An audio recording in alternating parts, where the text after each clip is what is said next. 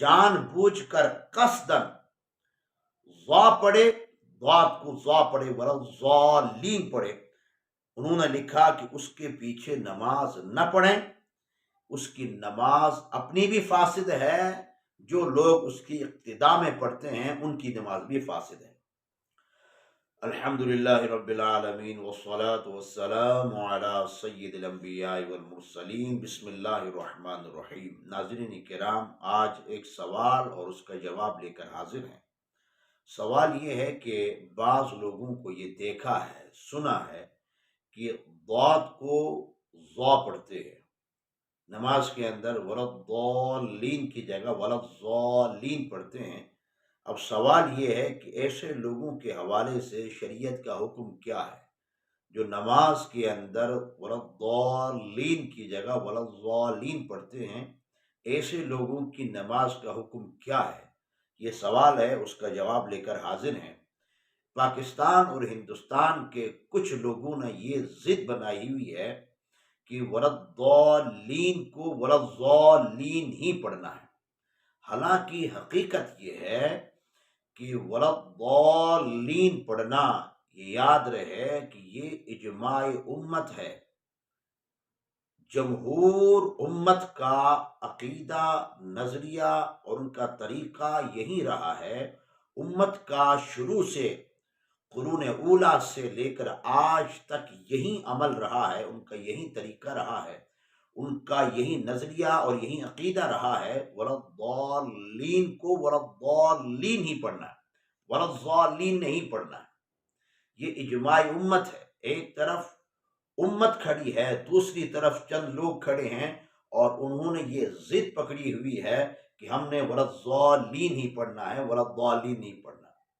پہلی بات یہ ہے کہ ولضالین پڑھنا یہ کیا ہے؟ اجماع امت ہے۔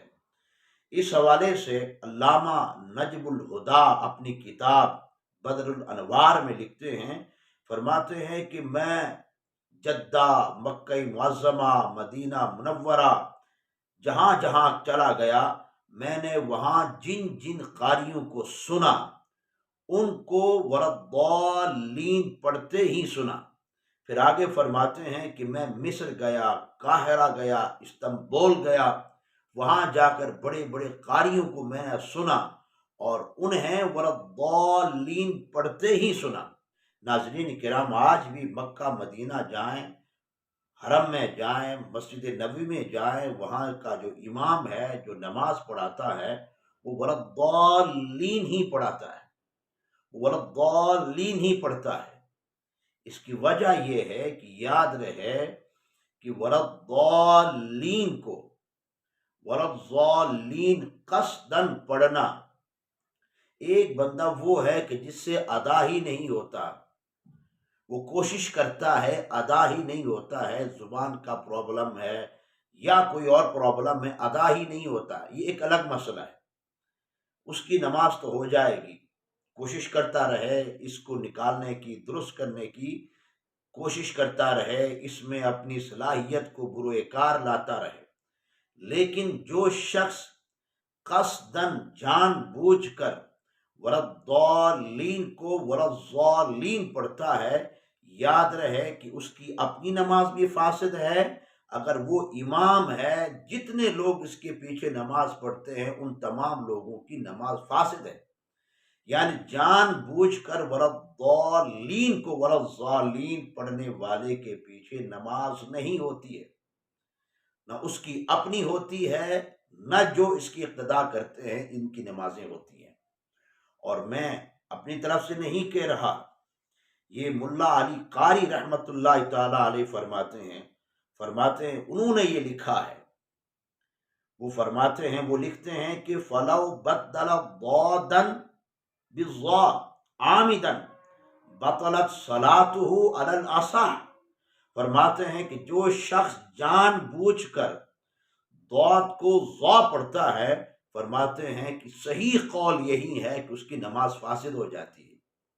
اس سے بڑی بات یہ عرض کروں کہ جو لوگ انڈیا میں، پاکستان کے اندر، خاص کر کے ان دو ممالک میں زیادہ تر لوگ جو پڑھتے ہیں ضاد کو ضا، وہ یہ انڈیا اور پاکستان کے کچھ لوگ پڑھتے ہیں، اور وہ جو پڑھتے ہیں وہ دیوبند مسلک سے ان کا تعلق ہوتا ہے، وہابی مسلک سے ان کا تعلق ہوتا ہے۔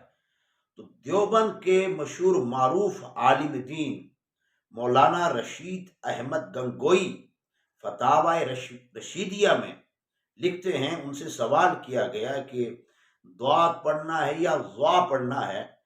جب ان سے سوال کیا گیا تو انہوں نے جواب یہ دیا کہ لکھا کہ دال، ضاد، ضاد یہ حروف جدا گانا ہیں، یہ الگ الگ حروف ہیں اور ان کے مخرج بھی الگ الگ ہیں۔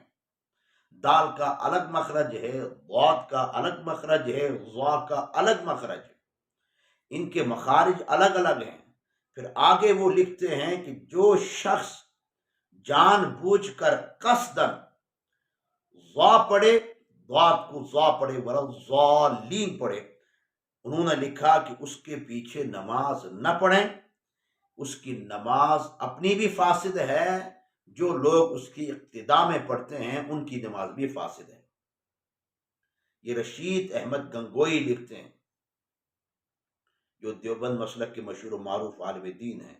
تو جو دیوبند حضرات، وہابی حضرات جو ضا پڑھتے ہیں، وہ پہلے اپنے گھر میں جا کر دیکھیں وہاں کیا ہے۔